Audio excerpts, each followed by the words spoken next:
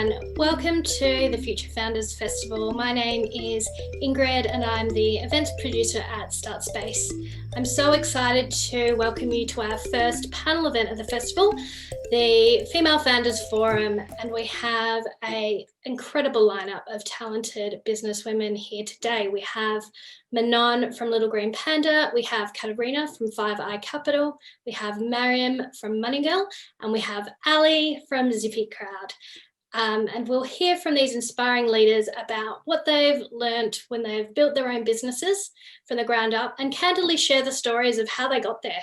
So I'm really excited to dive in, and I'm going to throw to our first panelist, Mariam, to tell us a bit about yourself and your business.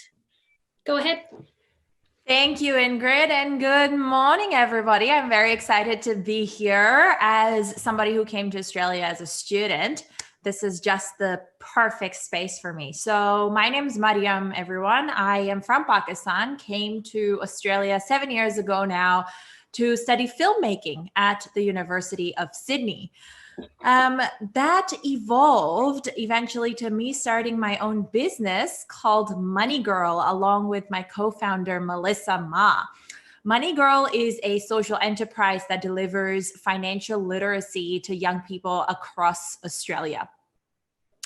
In addition to that, now, with my experience of having been an outsider in the Australian workspace, I learned that I was really very tired of my gender, my race, my age being held against me in the workspace or in the business world when I was starting my business. And over the years, I've learned some very important things about attracting the opportunities that I wanted rather than sitting and hoping that they're going to work out for me. So my next mission is to equip change makers and advocates with the skills to create a strong personal brand with a clear message so that they're able to, one, attract the opportunities that they want, and two, get paid what they are worth. And I'm really looking forward to this discussion. Thank you for having me. Manon, can you go next? Wow, that's such a great story, Mariam.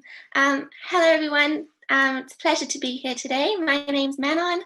I am a CEO and co-founder at Little Green Panda, and we're on an exciting mission to combat the single-use plastic crisis by mixing sustainability and innovation together to create better products.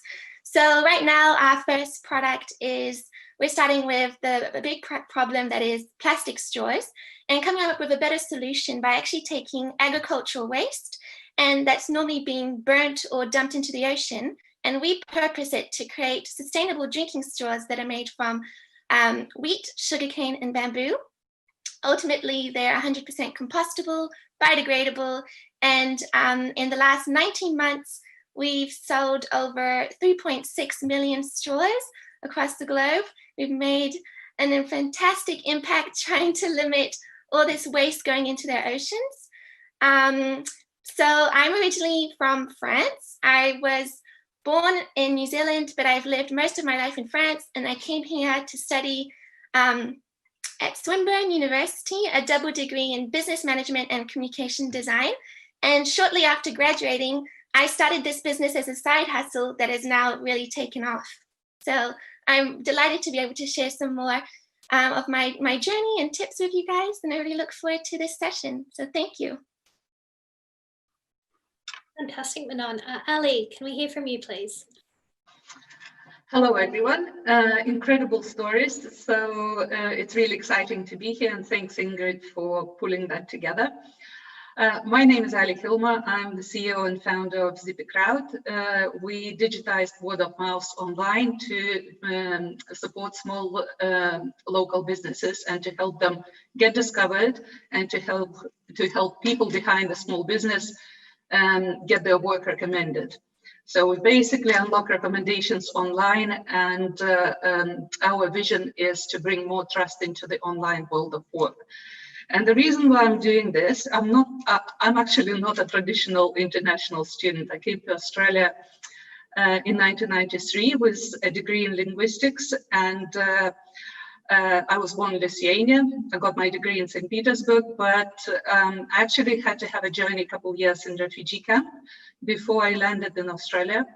So coming to a new country and being a migrant and not having your network and having a little child with you was tough. And the first year was basically cleaning hotels, working in nursing homes and so on. So since then, I pivoted 3 careers, worked in corporate, education, recruitment, migration streams, and I studied here as well. I did 2 degrees. And throughout the 25 years that I was working, I thought that the ability for people who come to the new country to get work in the field where they qualified is incredibly difficult. We all know that. So meeting lots and lots of wonderful people doing not what they're destined to do and not actually being able to shift into their work environment was the thing that was driving me. So I started a few years ago, and today I have a team, globally distributed team of about 13. It's growing. We are bootstrapped all the way, early stage. We're still early stage. I call myself a total tiger in a startup space. I move slow, but the heart is a tiger. So we are going live with Beta 2. We're sort of opening up, and hopefully we will be able to make a difference to lots and lots of people, especially impacted by COVID. So that's that. What an amazing story, Ali, of your journey across many different careers, study, refugee camp. Amazing. Can't wait to hear some more from you later. Now, last, Katerina, can you please introduce yourself? Yes, thank you, and hello everyone. And this is such an exciting, inspiring event, and it's just lovely to hear everyone's background. I'm Katerina To. I am co-founder and COO of a venture capital firm that focuses only on cybersecurity startups, and called 5i Capital. I myself, I came to Melbourne as a student in a very different era. This was back in the late 80s. I went to Melbourne University, got an arts and a law degree, met and married my husband at university, and essentially Melbourne's been home since then. And so I've worked, through legal firms and corporate. We had a stint in Hong Kong for a couple of years, and since 2004, I was running my own sort of legal and regulatory compliance consultancy as a sole operator. I had worked in financial services all of my professional career and had some good contacts, so that worked out really well. And then thought I would, with a couple of friends, start up a venture capital firm, which I've never done before. And we initially started set the firm up in Singapore. We're still we still consider ourselves a startup, so this is going back about 3 years. But there's obviously a very strong Australian connection. All of the founding principals are Australian, and now with COVID, I think we are really forced to refocus our efforts in Australia rather than try to flip between here and Singapore, which is obviously no longer possible. But it's been a very, Australia is home to me now. My family are still in Malaysia and Singapore, but it's one of those things where you sort of make your connections and make your life both professional and social in the region rather than just here. And it's great to be here. Thank you so much, everyone. I'll just call out to the audience watching at home. I'm going to be asking some questions of our panel, but we want to hear from you. So please head to slido.com and ask questions for our expert panel here using the festival code Future Founders Festival. Thank you, everyone. So we've heard in the introduction the many different roads that all of you have traveled to get here across business, across personal life, across study, and have all now gone on to found one or more businesses. And so looking back, what do you wish you had known before you had started your business, whether it's your first business or a business later down the line? What's one thing you wish you'd known? Yeah, I can jump in here.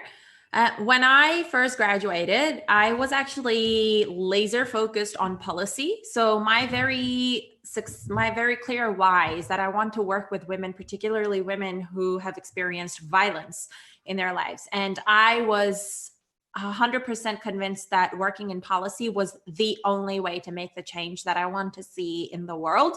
And it wasn't until after graduating and having about 3 months where I was unemployed, just looking around, networking, and realizing that there are so many creative ways to address any one problem. I call it the 360-degree view. You know, especially if you've gone to university or TAFE, we tend to put blinders on and just look down this one path. But if you ever take those blinders off and take in the 360-degree view, you realize, oh my God, there are so many possibilities in the world. There are so many opportunities, and there are a million ways to address the problem that you want to solve. And your job is to choose what actually aligns with your values, your mission, your talents and skills, and pick that way to address the problem that you want to solve.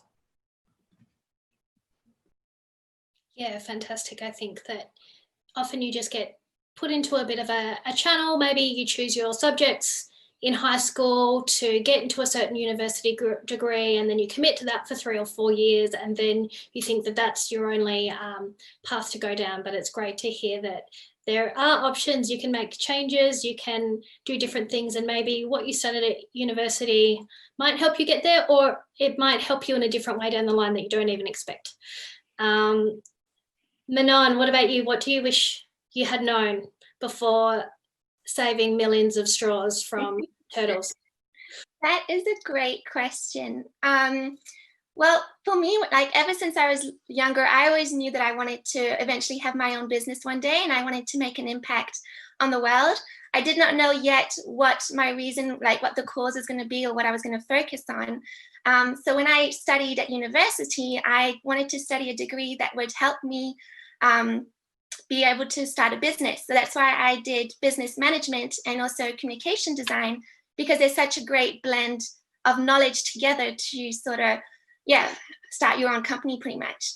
And then when it sort of happened, I sort of like realized that having a business or starting your own business isn't always so glamorous as what a lot of people you see, because you always see like the tip of the iceberg, but you don't really see all the challenges and sacrifice and resilience that you have to do in order to even get there in the first place. And so I think on my end, I would say that you would encounter a huge number of people, friends, family, who will actually question what you plan to do.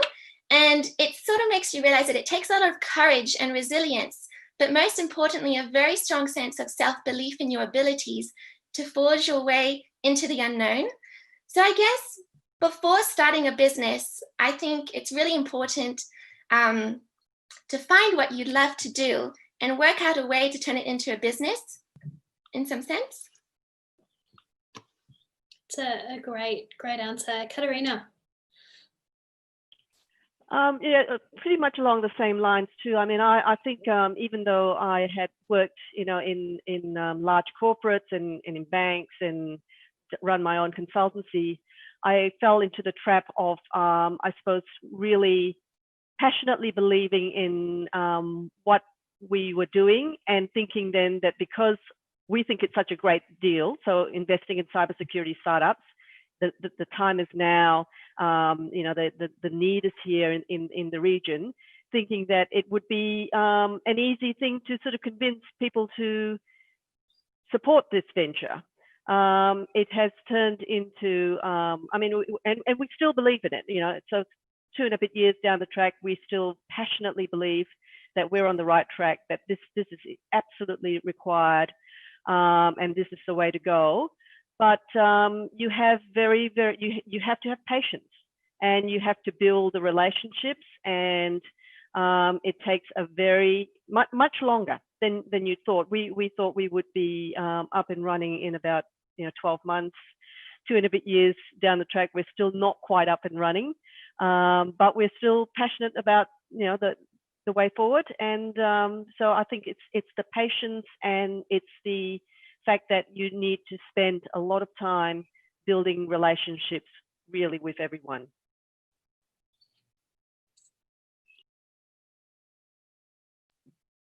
What you'd wish you'd known, Ali? Anything to add? Oh, so many more things. Where do I start? But in short, couple key things that I've learned. Thing number one relates to my daughter. I thought coming to the country and sort of starting from scratch, unwinding and restarting, meant that I had to teach my daughter to go to good school, to get her education, to get good degree, which is exactly what she did. Macrob, Melbourne Uni, do masters, become expert in marketing. Brilliant. Not good enough. I saw her literally fading away, working probably 12 hours a day in some agency and losing her heart and soul. And I thought, I didn't teach her to spread the wings and actually jump when you feel like jumping, and do something else, and think purpose, don't think money, don't worry about being maybe poor at some point, rewind, start again. So that was sort of one thing. But another thing, while I was changing my careers and exploring the world horizontally in Australia, I did migration law, and I had my own migration practice. That was my first sort of business outside corporate. And that was probably the best time financially for me. I was earning fantastic money and I had great freedom. And I stopped it after a couple of years for one reason: I didn't like my clients. I really didn't like my clients. So I thought, is money everything? And I've learned, that was my lesson to myself. I actually had the guts to shut it down and say, I don't want to do it anymore. I want to do something where not only I know why I'm doing, not only because I can make money there, not only because there is a reason that somebody needs this service, but I actually want to love people I'm doing it for. That's me. Thank you, everyone. My next question, and Manon, I think you touched a little bit on this around self-belief, but I want to talk about how does everyone deal with the idea of perfection? You've got this vision in your head for your business. It's going to be, you know, this, and this. It's a massive dream. It's all going to be amazing and perfect. How do you deal with the idea of perfection? And what tactics do you use to help overcome imposter syndrome? Because I'm sure that we all have it. Unfortunately, we all feel some little niggling voice in the back of our heads when we do have this dream or we have these goals, and you're like, I'm going to make it. But then something pulls you back and say, well, but do I even deserve it? Like, why me? Like, I'm not even good enough for it. So I want to hear about those little voices in the back of your mind, and how you overcome that voice.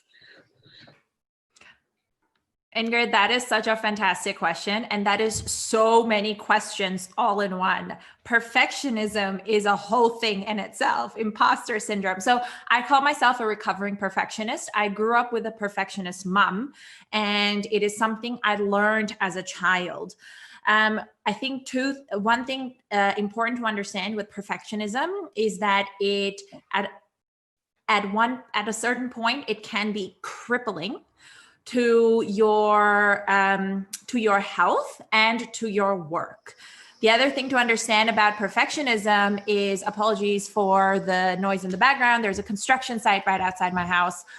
The other thing to understand is perfectionism generally comes from self-doubt and the imposter syndrome, because we are thinking and telling ourselves that we are not good enough, we are not expert enough at this, and therefore we delay, we procrastinate on action in order to protect ourselves from the fear, from failure or rejection. Yeah. So it is important to understand what your perfectionism is protecting you from, because perfectionism is often the symptom, but behind it is your imposter syndrome, your sense of self, your inner voice questioning how worthy you are of putting yourself out there and succeeding. That's what the voice inside your head is doing. God forbid you succeed. What then? I can't handle it. That's what perfectionism is doing. And that is important to understand. The way this year actually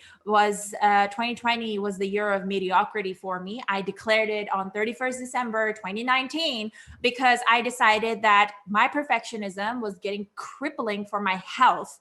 I was overworking and burning myself out because I needed everything to be perfect. And that is not good for the longevity of my career or my business. So the way I addressed my perfectionism is that I set a good enough goal, and the natural in me goes for the perfect goal, right? So if this is 100%, I will actually refine what does 80% look like. Yeah. And I will say that 80% is good enough. Yeah. And then here's the thing, I will actually aim for 80% instead of 100%.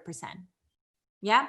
And when I get to 80%, I stop, because and it's hard to do that because it's not perfect and I know it can be better, but I tell myself, this is good enough, time to move on to the next thing.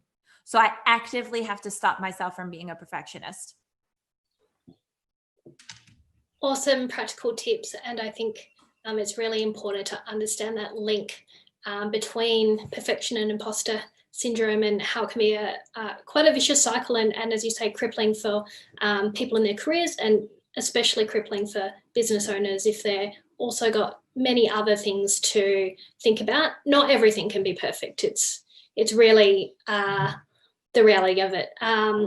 Katerina or Ali, Manon, jump in if you've got any hot tips to stop that voice in your mind. Yeah, it's sort of it's one of those things, and as we all know, it tends to be more women than men who sort of think about, I'm not good enough, or I shouldn't be here, I'm not entitled to this thing. But having, I suppose, worked with lots and lots of people over the years in jobs that are senior and junior, and after a while, you get the sense of who's really faking it or trying to fake it, and it's often the men, and who's really actually got the substance behind, what they're doing or what they're trying to do.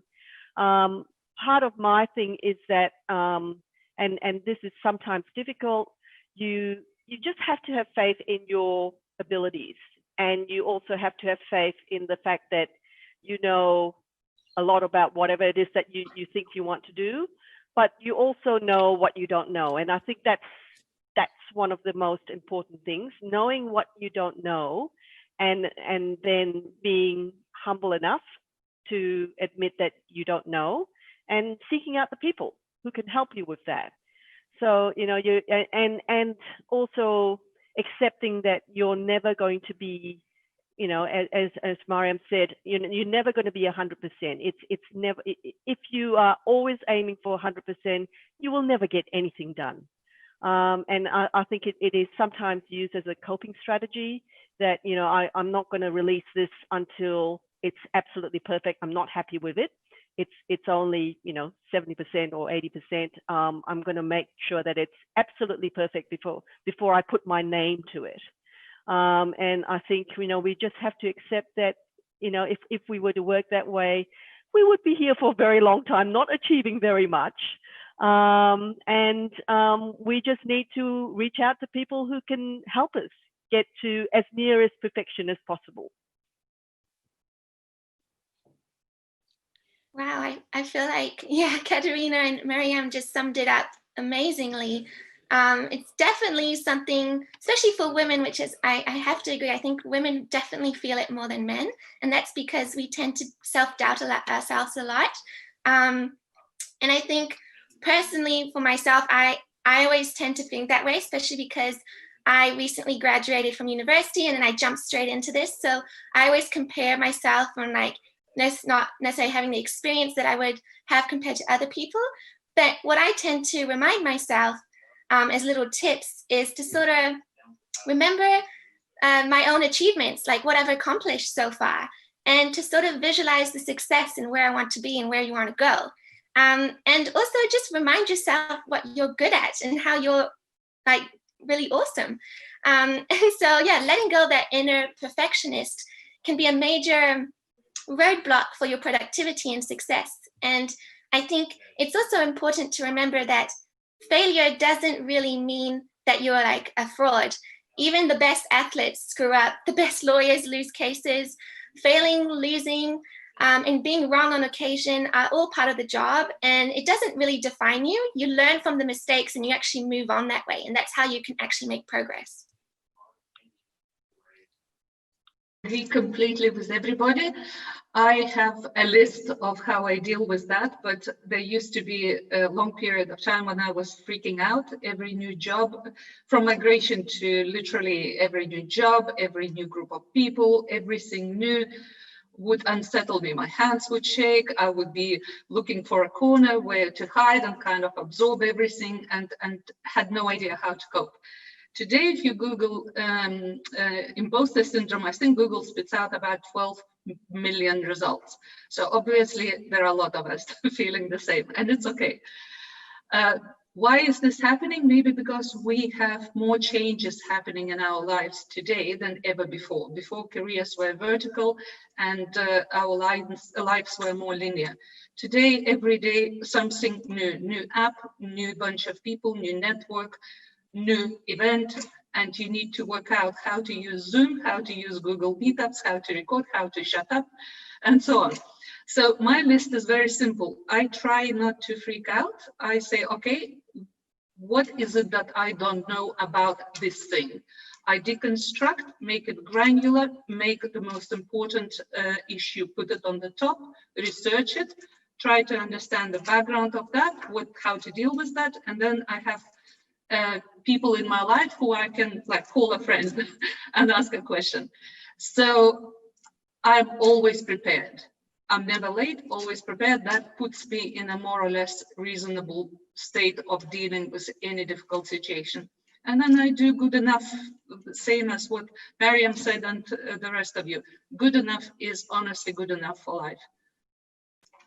Amazing, thank you. Ingrid, if I could jump in there to talk about imposter syndrome just a little bit. I feel very passionately about this because I actually covered this in my personal branding course. So with imposter syndrome, it is important to also remember that everybody experiences it and there's no getting over it. It's just something that comes and goes in waves at different moments in your life, and that is perfectly okay.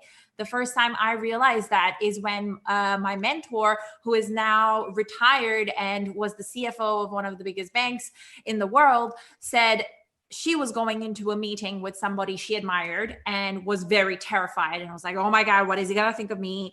Oh, what is going to happen? What if I make a fool of myself? What if I make a fool of myself? That is the question we're constantly, the last question that comes to our mind before we put ourselves out there, right? And I looked at her and I said, what? I thought as I get older, I will be like so confident and I will never question myself again. And she said, no, Mariam, that doesn't go away. That is a perfectly natural thing to feel, to be scared to put yourself out there. You just have to decide for yourself, I am scared, but I'm going to do it anyway. Yeah.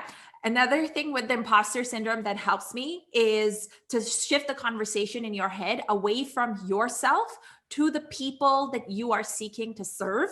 So instead of thinking, what if I make a fool of myself? What if I mess up? What will they think of me? Shift that to whatever that you are doing, whoever that you are serving. What do they get? Should I put myself out there? What will they lose out on if I don't put myself out there because of fear of failure or fear of being judged? Yeah.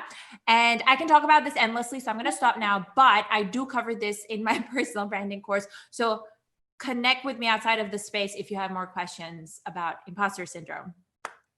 Amazing, thanks, Mariam. And yeah, it's a huge topic.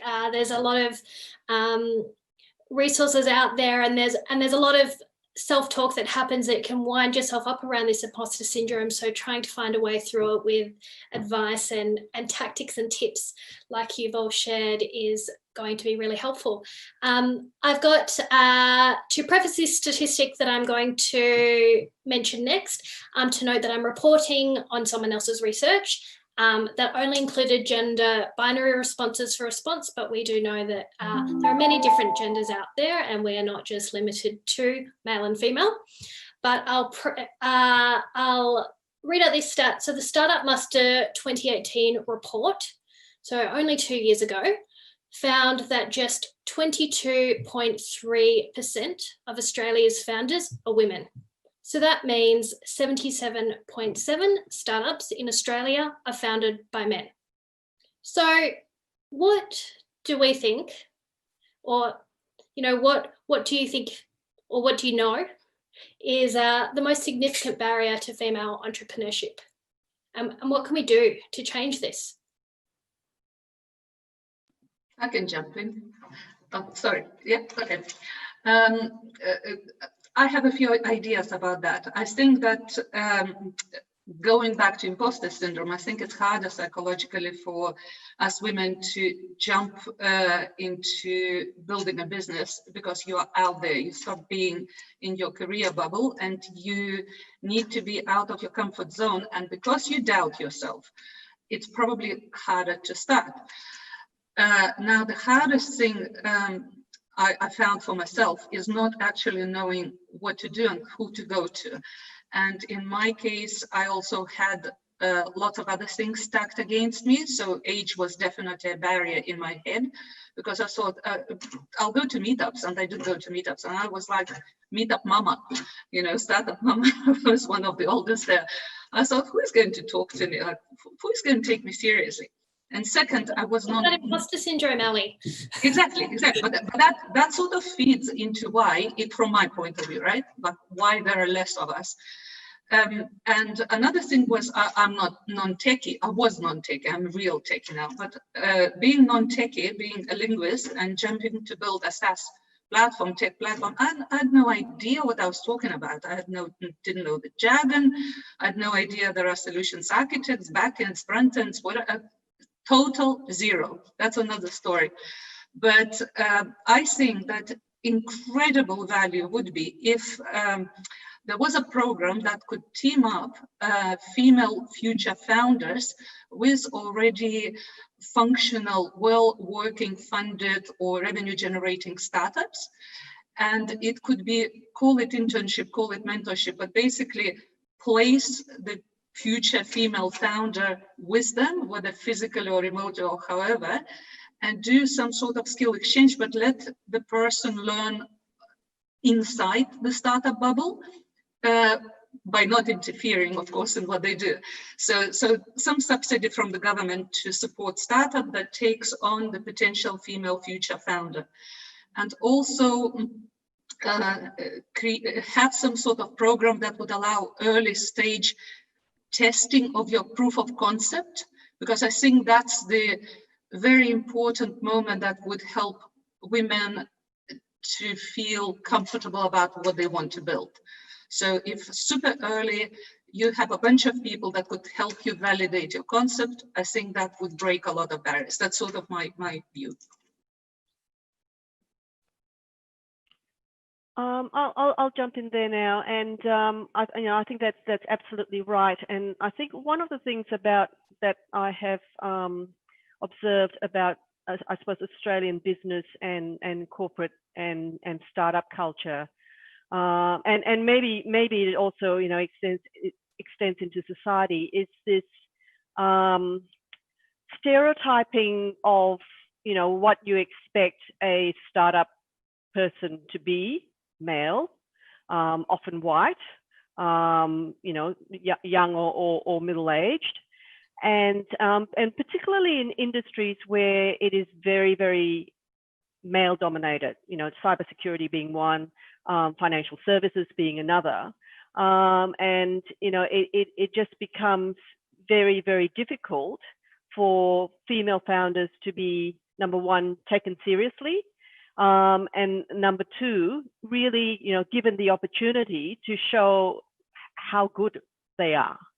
And a lot of it is to do with networks, and I find networks in Australia, particularly in the investment, in the financial services, in cyber, tend to be very closed, and people are really box things into put people into boxes.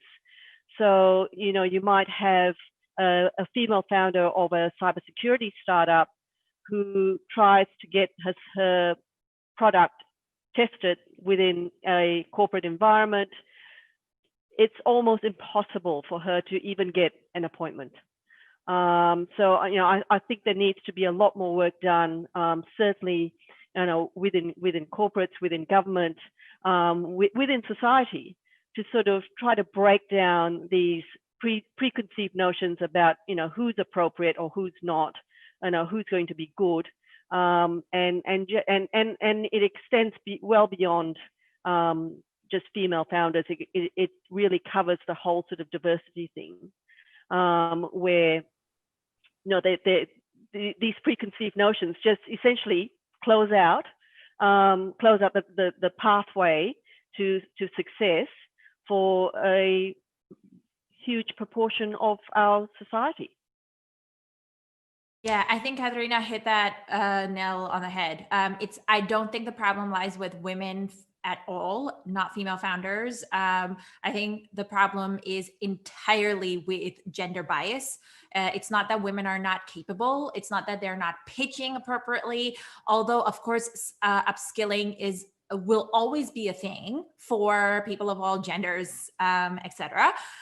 But women in Australia are founding businesses. They are pitching for as much as male founders. They are just not being given the same opportunities as male founders. So for example, women founders pitching to VCs are asked more failure-based questions, whereas a male founder pitching the same idea is asked more success-based questions. Yeah. Unconscious bias, because the leaders in the startup sector in Australia are predominantly still male. That is why the work people like Katharina are doing is so immensely important. Leading venture capital firms led by women, having more women in venture capital, having more women in leadership in startup spaces, so that they are able to see the potential past the unconscious bias in the actual business idea. Because don't forget, a lot of the unicorns coming out of Australia are women-led. Canva, Airwallex.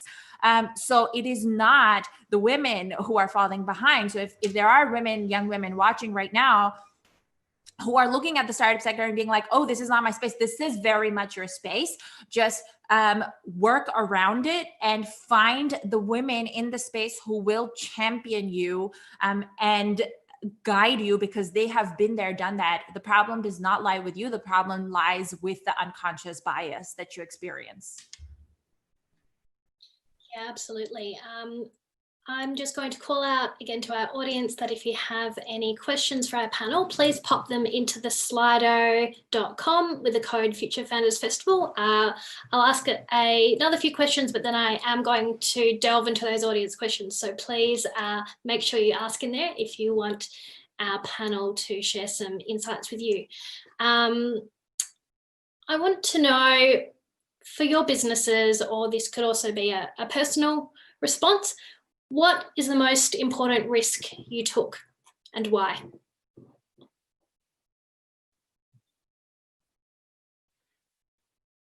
Yeah, okay, I can jump in there. The most important risk that I took just in life in general was leaving my home, my country, my people behind, and coming to this country where I didn't know a soul. And I think with business, the biggest risk that I ever took was starting, putting myself out there, making the business page and telling people I'm doing this, committing to my goal publicly was the riskiest thing that I ever did, because I was opening myself up to criticism and opening myself up to the risk of failure. But once I got started, everything following that got easier and easier. And the risks that came afterwards became easier to take because in my head, the conversation changed from, should I put myself out there, to, well, now I've put myself out there already. So if I fail, I fail. That starting, I think, was the biggest risk that I took and the hardest one for me. So starting was a risk, and the why is because then you have to keep going, and then you keep taking those risks. Otherwise, you would never do anything. Yeah. And I mean, and also think about the worst case scenario with a risk. So in my instance, the worst case scenario was that Money Girl fails, and I totally misread our market research, and absolutely nobody needs financial literacy in Australia. Worst case scenario, right? Still not too bad. That's okay. Manon, do you want to jump in? Sure. I would have to agree with Miriam. I think, the biggest risk is, diving deep into the deep end without really knowing where you're going, and sort of hoping that there's a mat at the bottom to catch you. One of the biggest risks is definitely starting a business can be very scary, and you put your blood and sweat into the business, and you're hoping in your dream that it's going to take off and become something, and sometimes it will, and sometimes it won't, and that's okay. And then you learn to pivot, or to find ways to make it work. And so I think you really need to be open to the idea and be able to adapt yourself. And if you're not able to be flexible or adaptable, I think that's the biggest risk, is when you're too laser focused and you're not seeing what people want or are after. And I guess that sort of touches on base with what Miriam said with the market research. I think that's probably the most important thing, because you can have a great business, you can have a great idea, but if there's no people behind it that back you or want or are actually interested in the product, then that's where it gets difficult. I'd like to ask this question, I think, to Ali and Katarina. Will both have things to say, because you have started many businesses and working in venture capital. What's the critical thing that founders need to do when they first start their business? And looking for some practical tips here. I think keep your job, your paying job, for as long as you can, and do research at the same time. So sort of double up on that. Don't quit, and then keep the money coming, because it will take, the journey is much longer than you anticipate. So that would be the first tip. And definitely spend the portion of your time while you're still working and earning money talking to what you imagine to be your future customer. Talk to people nonstop. Yeah, I absolutely agree with that. And I suppose for me, I think it often is a very long journey, much longer than we all like to think and anticipate. So finding other people to work with you, bringing other people in, so that you're not, I suppose, doing it all by yourself, because it can be a very lonely journey as well. So wherever possible, I think it's much better to work as a team rather than work as an individual. And certainly as a from a VC investment perspective, often very wary of sole founders who are doing everything and anything. Because the rate of failure for someone who's just trying to do it by themselves is extremely high, given that there's no one else to it's only one person's ideas, it's one person's efforts, it's one person's dedication. So building yourself a really good team right at the start, and that's also a very critical, highly risky proposition, because you need to find the right people for what you want to do. You need to find the people who you share the same values and the same philosophy and the same outlook. I think that's really critical. I've got a question here from the audience around startup capital. So how did all of you get the startup capital or the funding to start your first businesses? I'll jump in. I never got any capital. Short answer. Bootstrap. So can you just explain bootstrapping to people who might not know what that means? Use your family's money and hope that your mortgage doesn't explode. So whatever savings you have, whatever money you have available to you, not borrowed from anywhere else, that's your bootstrapping. The laced up shoes, and you live on coffee, and you report, like in my case, I have to look at my bank account and worry what will be in it tomorrow. So bootstrapping is tough, but it's actually probably, I think it's the best thing that I've done. I had the opportunity to borrow money, and I didn't like the potential investor, because for him profit was above the purpose that we were building. I just couldn't align. And I thought, I'll have to work with this person for a period of time. And do I really want to do it? And I chose not to. So maybe it was a mistake, but I'm happy. Thanks.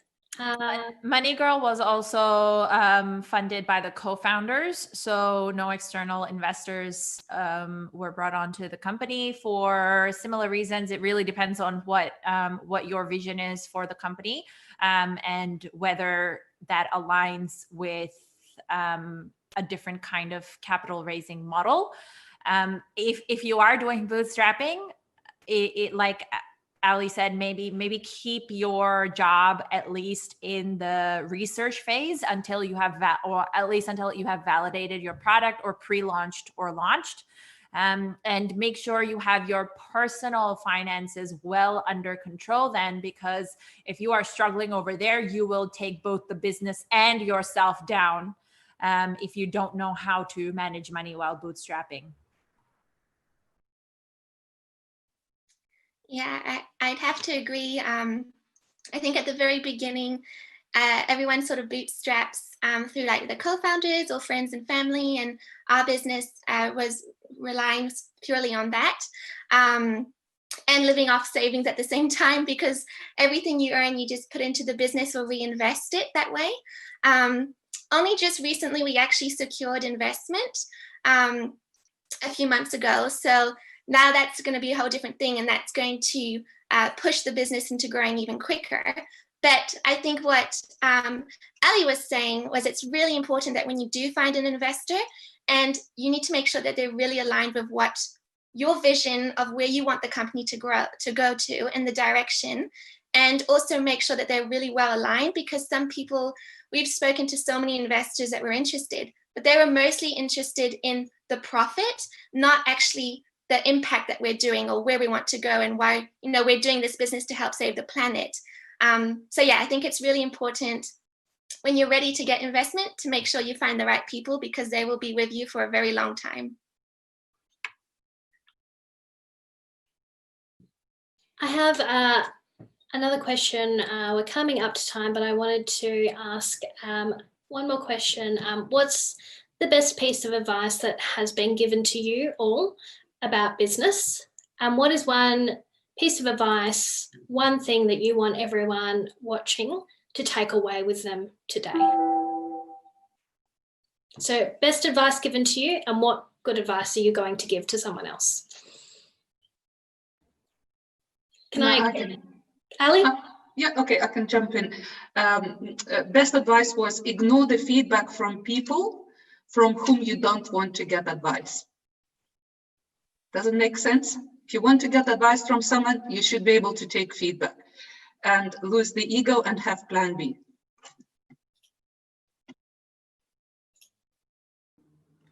The best piece of advice I've ever been given was at a Women at Work conference by a Sydney University professor who said, treat your career like a marathon, not a sprint.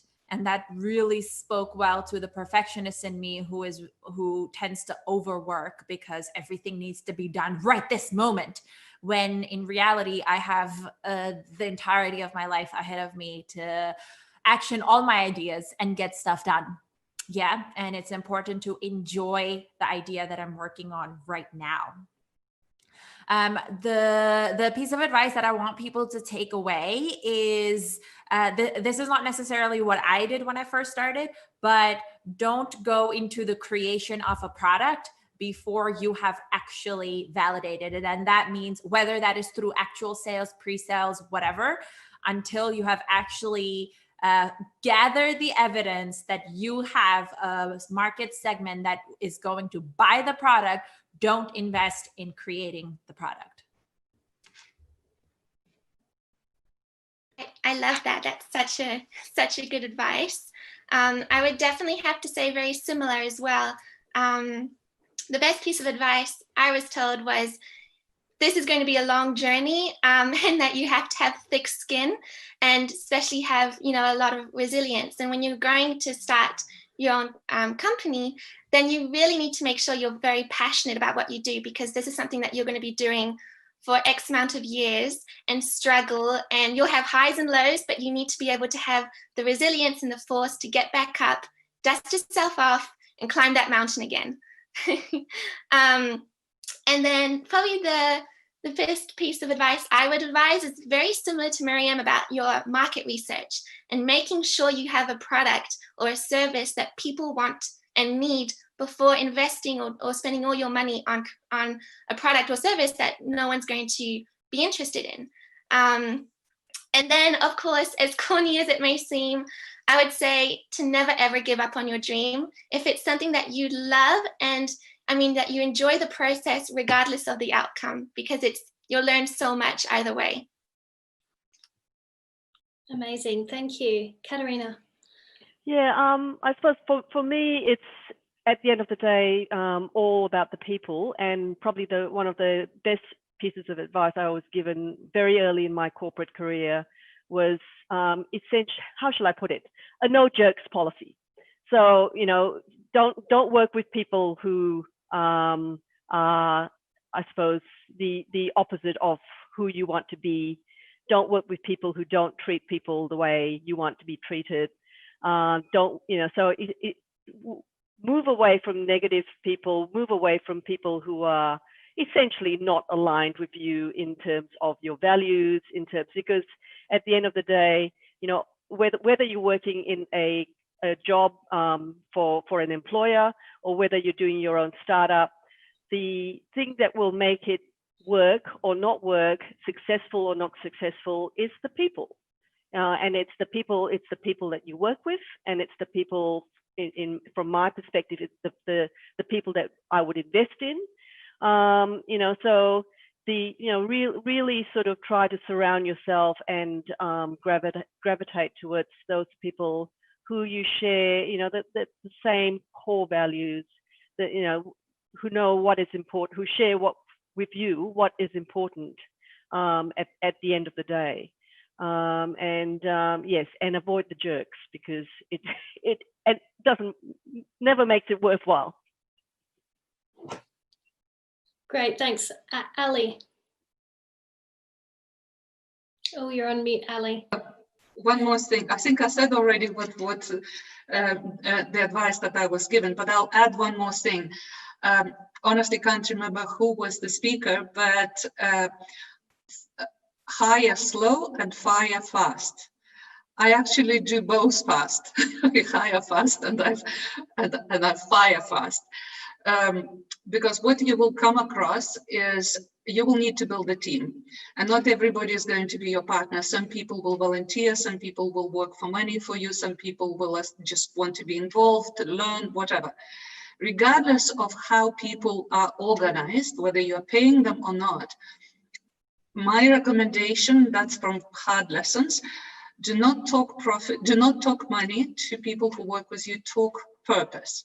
And if they can't share your purpose and your commitment to the product and treat it like a loose gym membership, let them go within maximum 2 weeks. because you will see within a couple of days whether they respect the team or not. Yeah, really great advice. Well, thank you. That's about all we have time for today. I want to give an enormous thank you to Manon, Ali, Katerina, Mariam for your time today, for sharing so many personal and practical things with us today. And I hope the audience at home have had an enjoyable session learning a lot to help them build their businesses, help them in their careers while they're still working and keeping the money coming in and getting ready to realize their dreams.